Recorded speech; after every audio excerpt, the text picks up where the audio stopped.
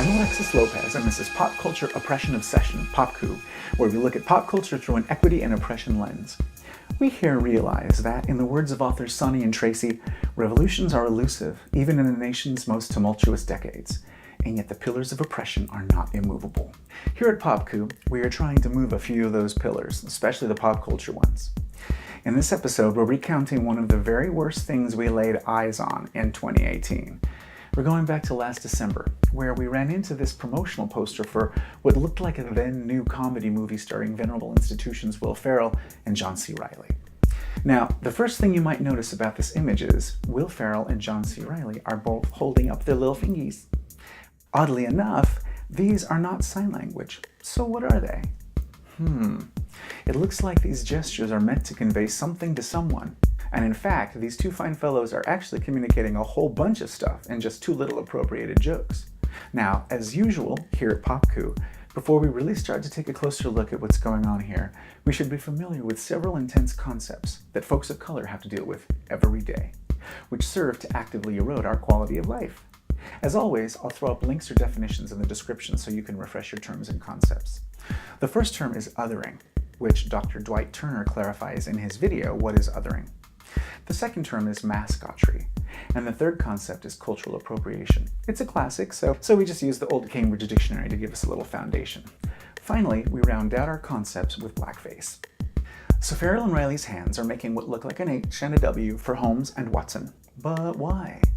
This deliberate marketing choice brings up a few questions for the equity-minded observer. As I've said before, and I'll keep saying here at Pop Culture Oppression Obsession, it's important to remember that tens of hundreds of millions of dollars are spent to sell movies to moviegoers. And these ads, they're surgically precise in who they're reaching out to, who they're trying to get into theaters.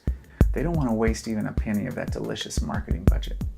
Let's ask ourselves a few pointed questions from our pop culture critical thinking toolkit to get to the bottom of what's going on with this deliberate marketing choice, shall we? First question, who are they advertising to? Whose butts do they prefer to get into those theater seats, if it isn't simply everyone? Second question, now this one is a little more nuanced, as it starts to dig a little deeper into how culture broadcasts its underlying messages back into culture, all Mobius strip style. Essentially, this question asks, is this deliberate marketing choice referencing someone or something who is not directly represented? It'll be important as we progress in our critique. Third question. In some ways, this is the most important question of this episode.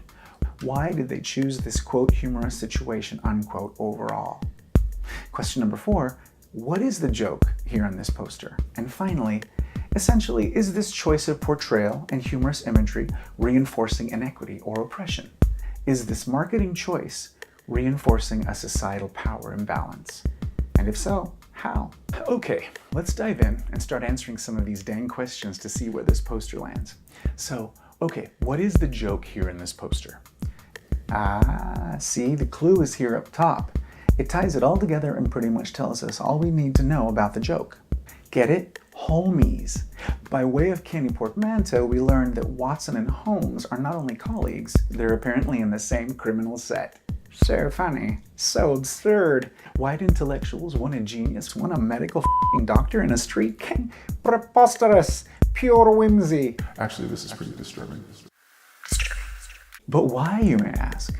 What's so bad about a couple of wild and crazy guys having a good time riffing on positions of power, permission, and epistemology? Well, let's answer those questions we posed earlier and see what we come up with. Let's keep in mind the concepts of othering and mascotry as we answer our questions, because all of this depends on how particular groups are regularly depicted by popular culture. Now, after years of portrayal by popular culture of people of color, of sex and gender minorities, and especially of youth of color, as criminal, as wanton, as patently dangerous and counter to American safety and sensibilities, we arrive at a perfect place situated for this bit of quote-unquote humor. A couple of important things to note. First, Ferrell and Reilly willingly showed up. They put on these dapper outfits. They had their hairs done. And then they stood up in front of the cameras, aping those hard looks and posing their little fingies, all for this one poster. They both okayed the poster's underlying message by taking those elaborate steps and collecting their paychecks. With all this subcontext going on, who is this poster's message meant for? To entertain and to sell tickets to? Put simply, They are advertising to those people who would think this is funny, witty, or humorous, right? That's it, but that is loaded. Who would think this is funny? Well, the simplest logical line to draw is folks who think that a couple of white men aping the gestures of members of a powerless ethnic underclass is funny. Let's leave that there for now. We'll come back to it. Now, it has occurred to me that I may be stepping out of line by speaking up for other people of color than from my own direct culture, but I'll take a page from Key and Peele's various Vatos skits and say that Blackface, specifically, is more apropos of what's going on here with these two jokesters. This is because blackface and its grotesque caricature of an entire people has historically been passed off as humor, while robbing those same people of their very worth and humanity, in efforts to entertain white audiences. The implications and resulting ongoing dehumanization of which are not felt by the members of the humorist race, or more importantly by the members of their marketing's target group. Here we see the same thing. By holding up hand signs, by looking hard, by being Holmies, we witness a more elaborate, a cleverer, a more easily deniable use of grotesque caricature, another wearing of the costume of an entire ethnic underclass. All meant to be funny, albeit mockingly. All meant to sell movie tickets to a complicit audience who shares the same or similar racist or at least colonialist humor, sensibilities, and aesthetic. So let's answer our second question now, because it's appropriate. Who or what is this message referencing? Well, honestly, this joke is referencing gang or street culture, and its attendant terminology and symbols. This is made explicit by the clever collision of status quo argot and neighborhood patois featured at the top of the poster.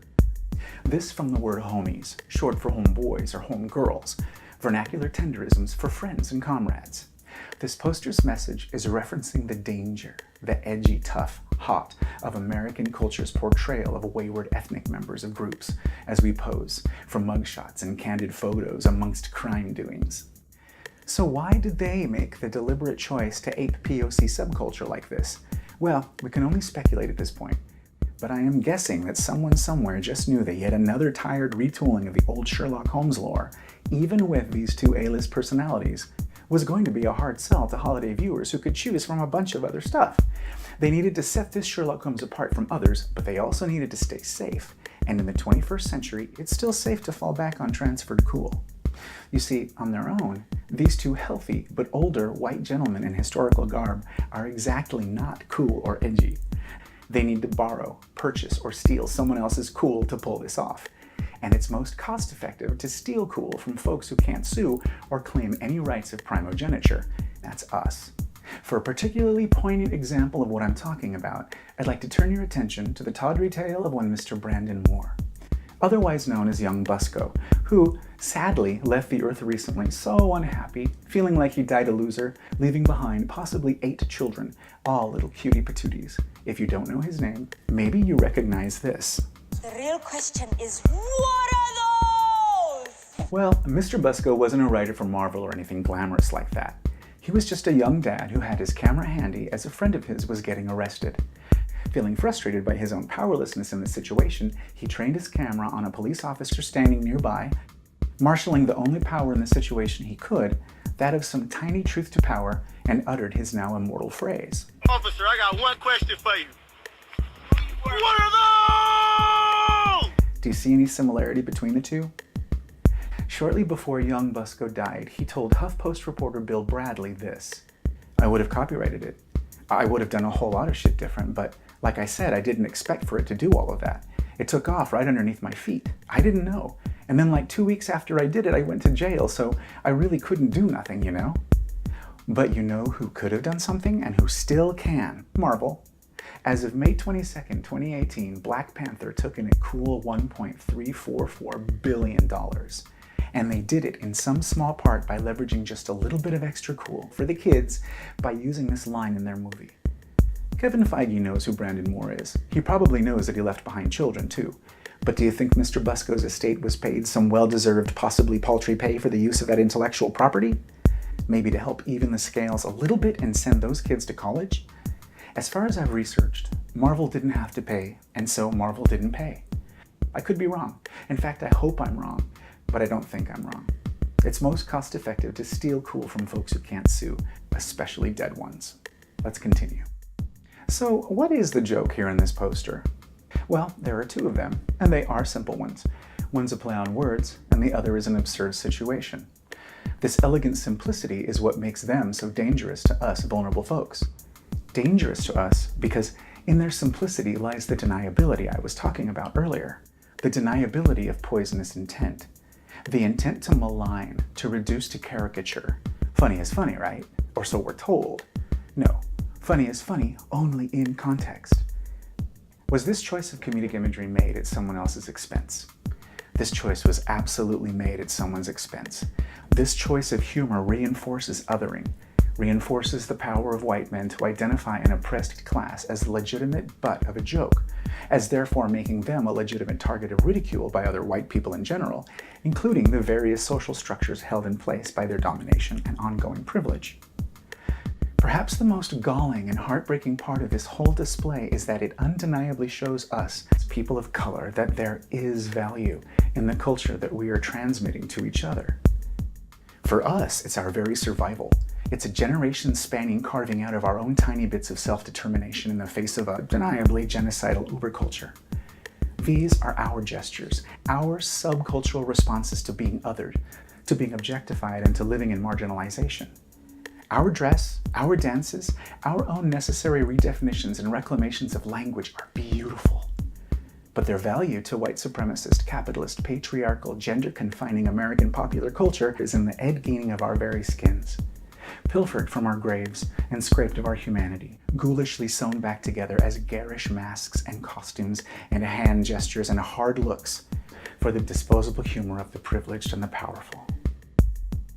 This format affords us, here at Pop Culture Oppression Obsession, a rare opportunity to at least attempt to help foster, once again in the words of Professor Hooks, a culture of communalism and mutuality. Though I understand that we are only uploading and broadcasting rather than engaging in direct communication, and also I'm pretty sure John and Will never see this video. But with that being said, as purveyors of comedy, Mr. Ferrell, Mr. Reilly, you are, simply put, brilliant. I have laughed at your humor till I received heart palpitations, and that's the truth. But that is talent that does not exist in a vacuum. It exists in context to the neo-colonial world we live in. I know loads of folks of color who turn to both of you for comfort during these vicious times. Mr. Reilly, I personally cried my eyes out to your performance in Stan and Ollie. I admitted I was moved heartily. And Mr. Ferrell, a couple of your movies have had moments of actual bliss. But I also know folks who are being hurt and kept oppressed by their permission granted by depictions such as the ones you portrayed here in this poster. I'm not laying blame, and I'm not a debater. I'm just attempting to let you know that I believe that you seem to want only to make people laugh and feel good, not to run hot-faced humiliated into representations as misunderstood and dehumanizing as this one here. Thank you for your years of humor. If any of what we've presented today makes any kind of sense, we'd love to hear from you about it. Also, in the words of Jon Stewart, please stop. As always, this is Alexis Lopez for Pop Culture Oppression Obsession. If you like what you see here, subscribe to our channel, give us a like, and help spread the word. Look for us on all the regular social media places as new ones eat old ones and so on and so on. Contact us and let's collaborate. We'll see you the next and every time pop culture is used as a weapon against us.